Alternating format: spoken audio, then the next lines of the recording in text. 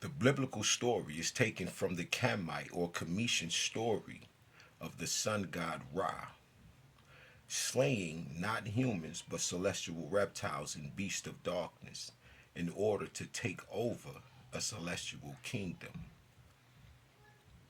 Yeah, all of the ancient textbooks, all of the people walking on earth are my Akashic records. They help me remember, and I'm already there. That's why I said, I no longer remember, right? I said I'm no longer learning, I'm remembering. That's why I said that. Because the Bible is a letter to Ra, and that's who I am. I'm the living oracle, the very manifestation of Ra, walking the earth. So these Heliopolis, Helios books, it doesn't matter what book it is, it's mine. I am to learn it, and that's what I've been trying to do. But like I said, you'll stay on one page for a year. 2 pages. Don't get this shit twisted. You feel me? So these are letters to Ra. These are letters to me. These were parables written for the initiated one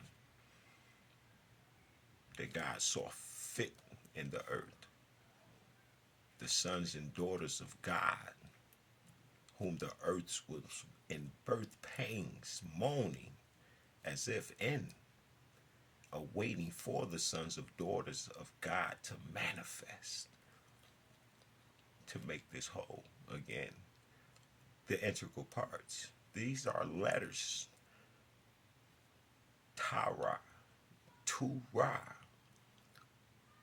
Remember where they come from. They come from these are Essene scrolls, all of them. Not just the ones they keep from us and the little ones we have access to, but you are the walking intelligence of the celestial waters. That's what Essene means. Intelligence of celestial waters. That is who and what you are. Dreadful massacres are perpetrated in taking possession of this promised land map out in 12 division. Ra says, this is why y'all tried to rename Af-Ra Ka and Jacob, Esau, uh, the forefathers, Judaism, Christianity, Islam, the big three, the power structure in the East, the reverse light that has risen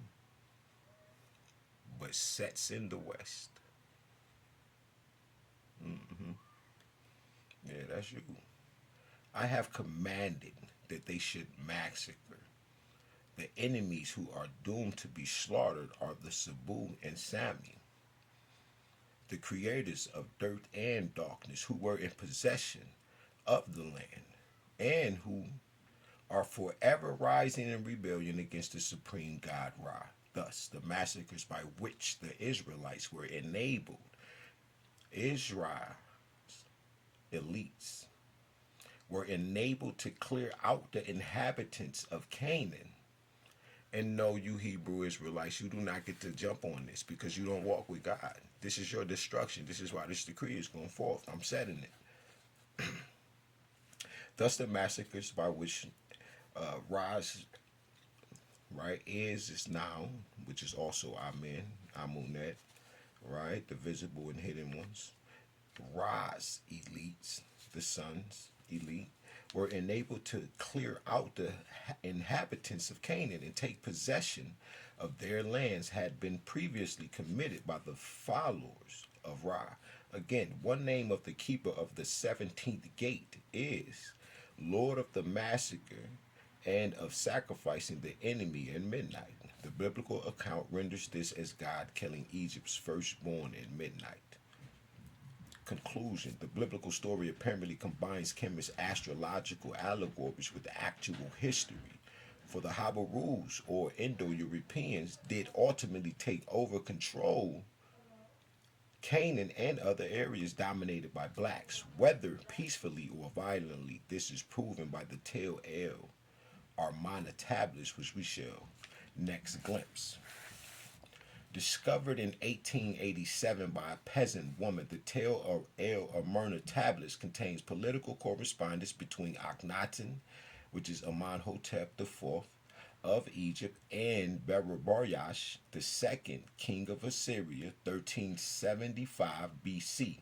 At that time, the Hebrews as a distinct sect did not exist. The Tel El Amarna tablets are the earliest historical mention of the Hebrews. Habaru or Ka-Baru. The account reports the Hebrews as invading Palestine. They are not in Egypt.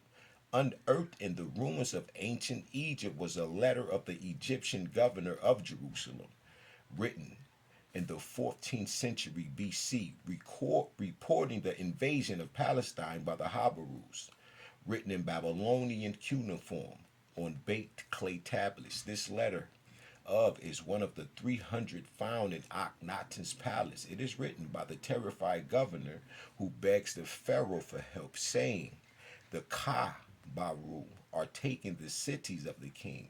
No ruler remains to the king.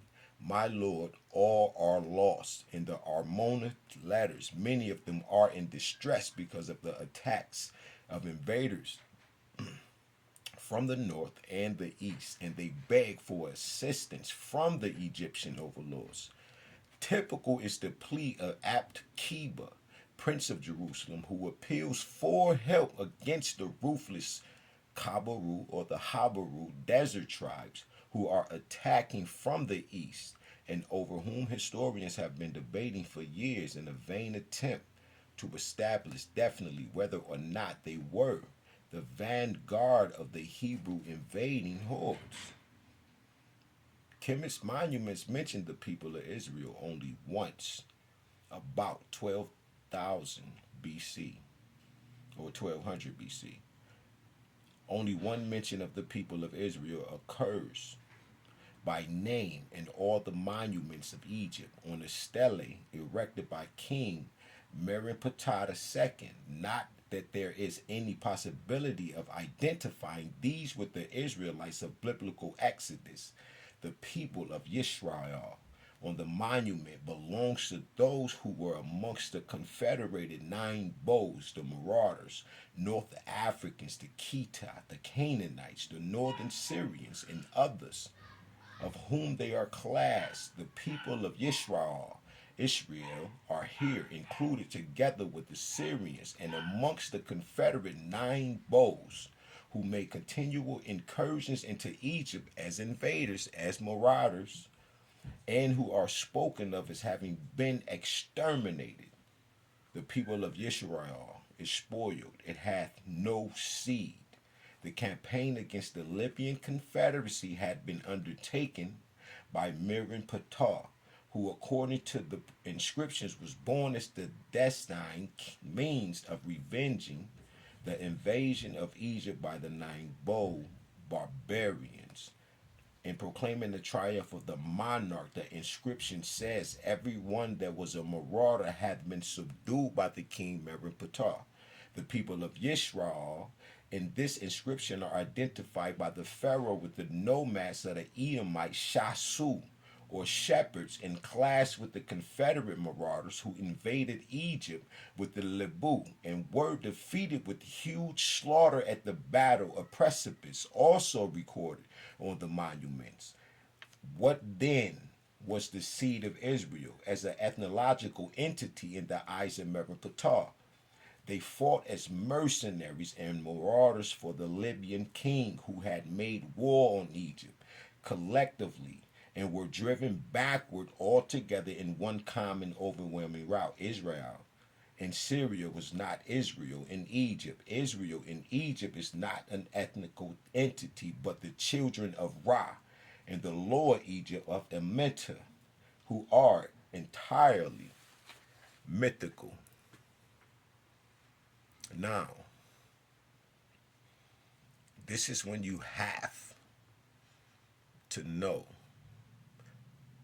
And this is when you have to also realize that there's a spiritual